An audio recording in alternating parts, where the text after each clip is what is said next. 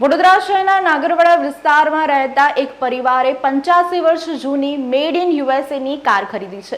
આ કારે લોકોમાં ભારે આકર્ષણ જમાવ્યું છે। વડોદરા શહેરના એક અનોખી કારે આકર્ષણ જમાવ્યું છે। શહેરના નાગરવાડા વિસ્તારમાં રહેતા મુસ્તફા ગબલાવાલા હાલ ચર્ચામાં રહ્યા છે। મુસ્તફા ગબલાવાલાના પિતા હસનભાઈએ આજથી 85 વર્ષ પહેલા હરાજીમાં ખરીદી કારે પરિવારને એક અનોખી ઓળખ આપી છે। ઘરે કાર લાવ્યા બાદ પરિવાર નાવડીવાલા પરિવાર તરીકે ઓળખાતો થયો છે।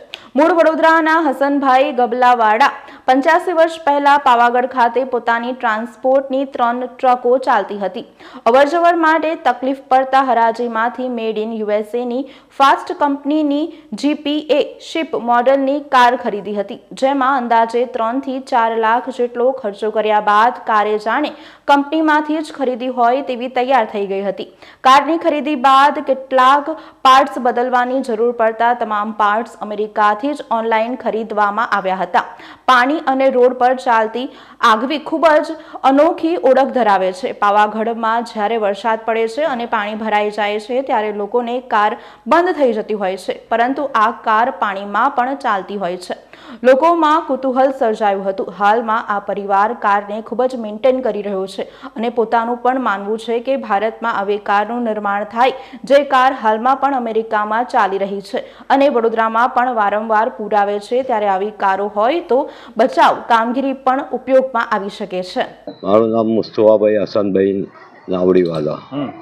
આ ગાડી મારા ફાધર પહેલાં લગભગ 85 વર્ષ પહેલાં ઓક્શનમાં 12,000માં લીધી હતી ગાડી। તે ટાઈમ અમારી ફાધરની હસનભાઈ, મારા ફાધરનું નામ હસનભાઈ નાવડીવાલા છે ઓળખે, કેમ કે અમારી પાસે જ્યારે ગાડી આવી ત્યારથી નાવડીવાલા અમારી સરનેમ થઈ ગઈ છે। અને ત્યાર પછી અમારી પાવાગઢમાં મારા ફાધરની 3 ટ્રકો ફરતી હતી, એટલે રોજે આ ગાડી લઈને પાવાગઢ જાય અને ત્યાં ઘણા ટાઈમ વરસાદ હોય, પાણી ભરાઈ જતું હોય તો લોકોની ગાડી ઊભી થઈ જાય, મારા ફાધર પાણીની અંદર કાઢીને બહાર નીકળી જતા હતા। તો લોકો આશ્ચર્ય કરે કે આ અમારી ગાડી નથી નીકળતી ને આમની તો કે આ પાણીમાં ચાલે છે અને રોડ પર બંધનો સિસ્ટમ છે ને આ મેન ગાડી અમેરિકાની છે, મેડ ઇન યુએસએ।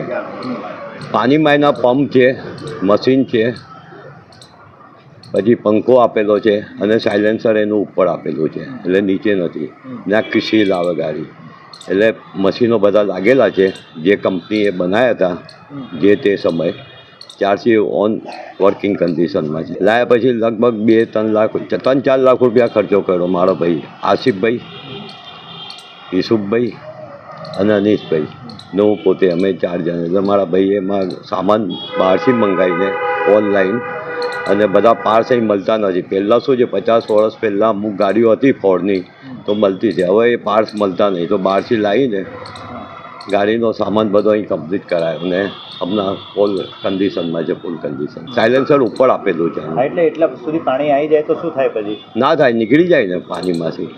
કંપનીએ બનાવી છે જે ટાઈપની, ને અમેરિકામાં હમણાં હાલમાં બી ચાલુ જ છે।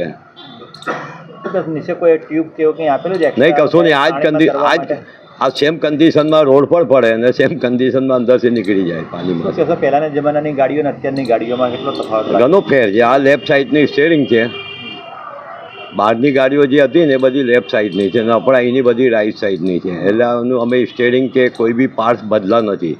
જે જેન્યુઅન પાર્ટ છે ને એન્જિનથી લઈને પાણીના જે પંપ બધા લાગેલા છે એ બધું કંપની બનાવત છે। તમને લાગે છે અત્યારે આવી ગાડીઓ બનાવવી જોઈએ? બનાવવી જોઈએ, કેમ કે પૂર તો આયા જ કરે છે વરસાદમાં। આપણે બરોડામાં જ ઘણી વાર તકલીફો થાય છે, એટલે આવી ગાડી હોય તો આપણો બચાવ બી થઈ શકે, લોકોને કાઢી શકીએ આપણે અને મદદ કરી શકીએ હરેક રીતે।